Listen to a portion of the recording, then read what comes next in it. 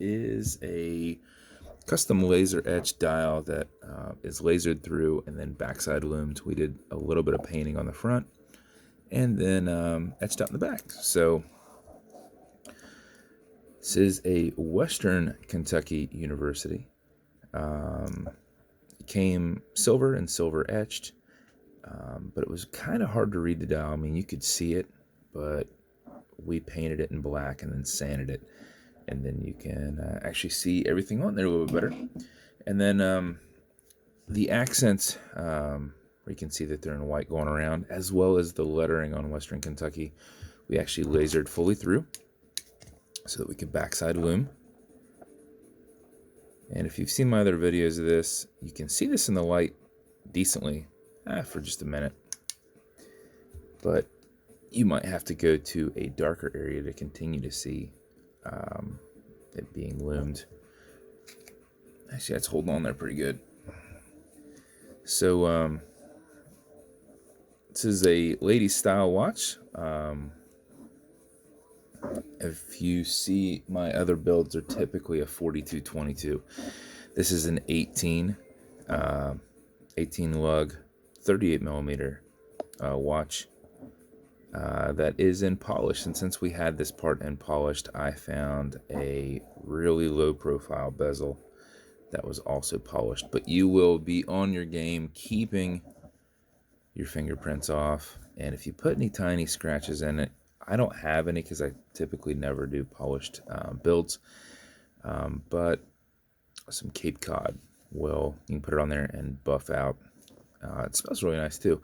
Put it on there and you just buff in, blend in any kind of scratches you get on there, because it will be kind of tough to keep it, perfect. But black handset in there, so I did like a thinner black handset. Had the 90 engraved on the clasp, and then custom engraved on the back, which we can do that as well. This is a polished and brushed shark mesh hybrid SS band, and then custom engraved once more. But that is the build as a whole. So I don't have, do I have one handy? I just finished this Bitcoin watch. You can kind of see sizing difference there. But crown's the same size. The dial size is actually the same size. It's just the case presentation, the lugs. So, but everything else is the same. Caseback's the same size. Crown's the same. Well, the stem on this one's slightly shorter. Maybe a millimeter shorter, just because it meets the movement sooner than it does on these ones. So just for a little bit of point of reference and what 4 millimeters does. So that's the build. Not that this matters, but the bezels on these will turn left and they will turn right. There's no clicking on the bezel. Since there's no point of reference on this, it doesn't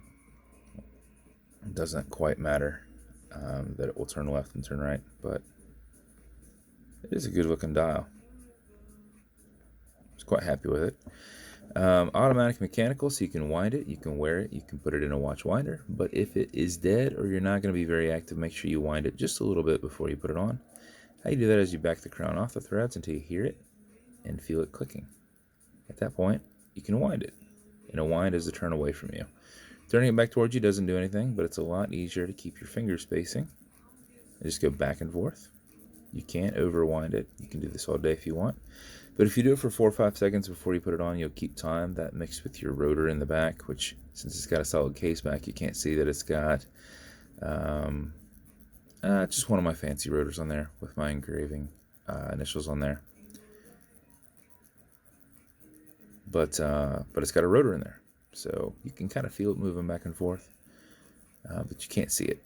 But that will wind your watch as well, but this is winding your watch too.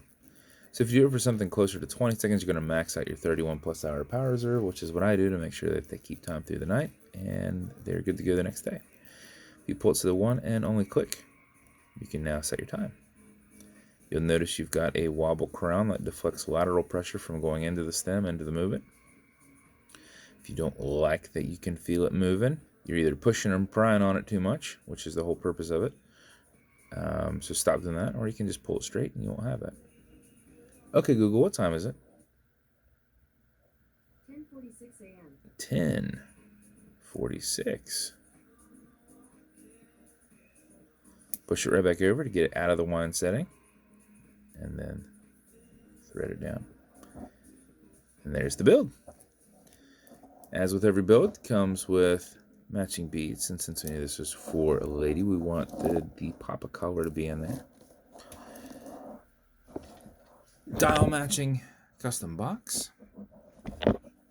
And then, just so you know, we had tried your dial in 2 different manners. Well, he did. I didn't realize it. He sent it to me. He goes, just in case there's something wrong with the other one.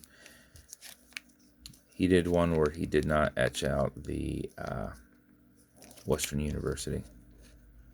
And the background could be painted. But what I thought I would do is I'd include this, and if at some point you ever want another Western Kentucky University dial build, this will save you like 65 bucks. You can just send it back to me. You can go, hey, paint all that in dark blue and then backside lumed, and I can do that. But I'm just going to include that for you. You're going to have your, that's to remove your band. This is for your press, which if you already have a little like hammer tool, you might as well just use that. It's probably better than what this stuff is that comes with them, to remove any links. So you just follow the little arrows in the back. See, this arrow's pointing up. That means you're going to drive it out that way. And how you'll notice that is you've got a gap that you can get down in there. See how those aren't flush? But on the other side, they are flush. Come on, focus in, focus in. See how they are flush right there? You're going to push those out that way. Getting this back together, you're going to have fun, kind of overlap it over each other and kind of push down. And then you're going to push it back through this side and tap it down, and then it stops right there flush.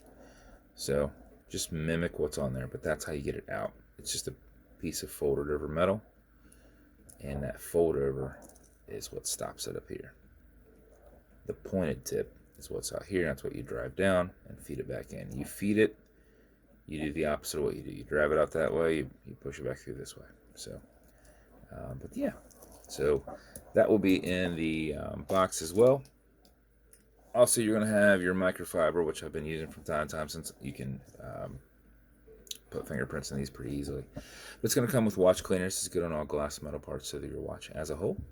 And you're also going to have some fine scratch remover. This is good for your glass. If you scratch that glass, put a tiny bit on it, buff against it using this included microfiber, and buff out that scratch. Takes about 20 seconds. And that is it. So thank you once more. This build was for a friend. I guess you'd say he's a friend. He's bought a watch from me. Friend of a friend. So never actually spoke with Chip directly, but I did talk with Mark, who's bought a couple watches from me through Instagram. So thank you guys both for doing this watch. I thought it turned out pretty awesome. And thank you for the support. So if you want me to build you something custom and unique, reach out and I'll see what I can do. And if you want to continue to see videos like this, like and subscribe, as I put them up all the time. Thanks.